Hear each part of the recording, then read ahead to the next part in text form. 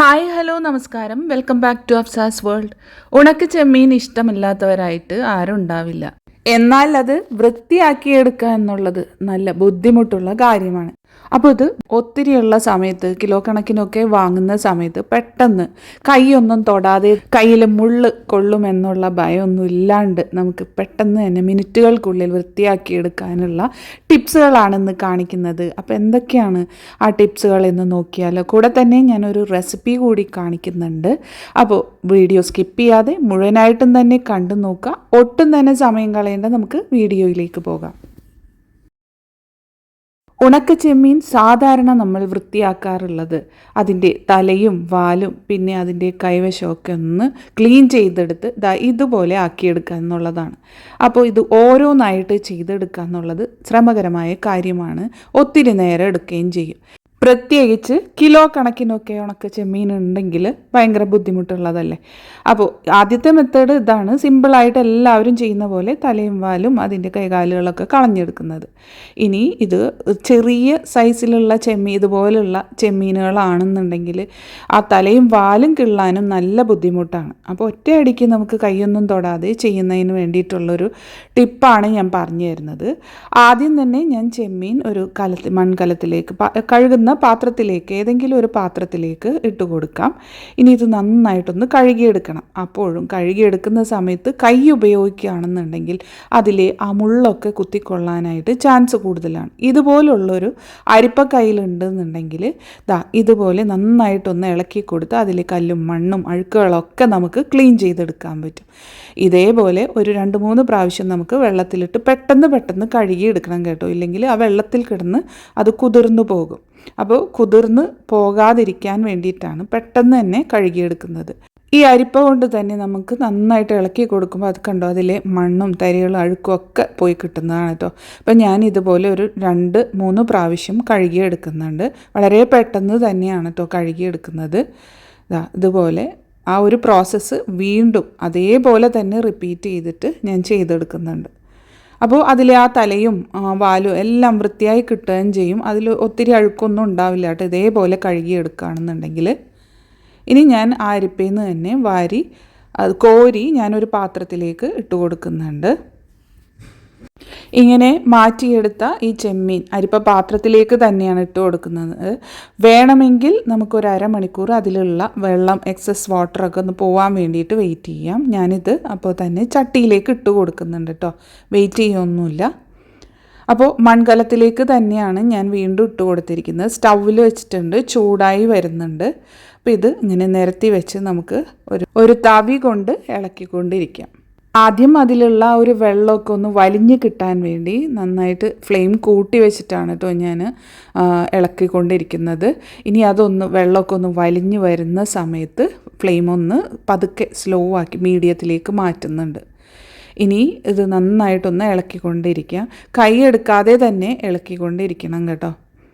കാരണം ഇത് മൺചട്ടി ആയതുകൊണ്ട് ചൂട് കയറിയാൽ പിന്നെ നല്ലതുപോലെ അതിൻ്റെ മൊത്തത്തിൽ നല്ല ചൂട് നിൽക്കുന്നതാണ്. അപ്പോൾ ഇതിലിട്ടിരിക്കുന്ന ചെമ്മീൻ പെട്ടെന്ന് കരിഞ്ഞു പോകും. അതില്ലാതിരിക്കാൻ വേണ്ടിയാണ് കൈ വിടാതെ ഇളക്കി കൊടുക്കുന്നത്.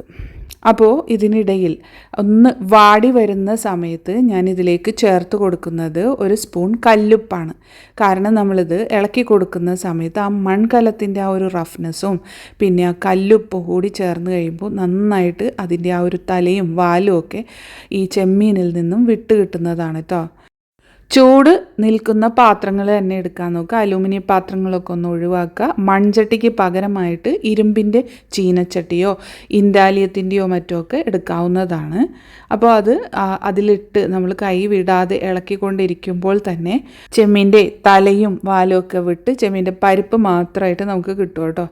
അപ്പോൾ ഇത് ചെറുതീയിലിട്ട് തന്നെ കൈവിടാതെ ഇളക്കി ഈ ഒരു പരുവത്തിലായിട്ടുണ്ട്. നന്നായിട്ട് തന്നെ വെള്ളമൊക്കെ വറ്റി വന്നിട്ടുണ്ട്. പക്ഷേ പക്ഷേ ഇത് ശരിക്കും അങ്ങോട്ട് പൊടിഞ്ഞ് വന്നിട്ടില്ല. നമ്മൾ ശരിക്കും ചെമ്മീൻ ഒടിക്കുന്ന സമയത്ത് രണ്ടായിട്ട് നല്ല ശബ്ദത്തോടു കൂടി ഒടിഞ്ഞ് കിട്ടുന്നതാണ് അതിൻ്റെ പരുവം. നല്ല ക്രിസ്പി ആയിട്ടുള്ളത്. ചിലതൊക്കെ ഒന്നായിട്ടുണ്ട്. അപ്പോൾ ഇത് നന്നായിട്ടൊന്ന് ഇളക്കി കൊടുക്കാം. ഈ സമയത്ത് മൺചട്ടി ആയതുകൊണ്ട് ഞാൻ സ്റ്റൗ ഓഫ് ചെയ്തിടുന്നുണ്ട്. കാരണം ആ ചൂടിൽ ഇത് പെട്ടെന്ന് ക്രിസ്പി ആയി കഴിഞ്ഞ് കഴിഞ്ഞാൽ പിന്നെ കരിഞ്ഞു പോകാനുള്ള ചാൻസ് ഉണ്ട്. അപ്പോൾ ഇത് കുറച്ചുകൂടി ഒന്ന് ഇളക്കി കൊടുത്തു കഴിഞ്ഞാൽ തന്നെ നല്ലതുപോലെ ക്രിസ്പി ആവുന്നതാണ് ആ മൺചട്ടിയുടെ ചൂട് കൊണ്ടിട്ട് തന്നെ. ഇനി ഇത് ഞാൻ ആ സെയിം അരിപ്പ കയ്യിൽ വെച്ച് തന്നെ ഒന്ന് ഇതുപോലെ അരിച്ചെടുക്കുന്നുണ്ട്. നമുക്ക് ആ തലയും വാലും ഒക്കെ വേസ്റ്റായിട്ട് പോവുകയും ആ പരിപ്പ് മാത്രമായിട്ട് നമുക്ക് കിട്ടുകയും ചെയ്യും കേട്ടോ.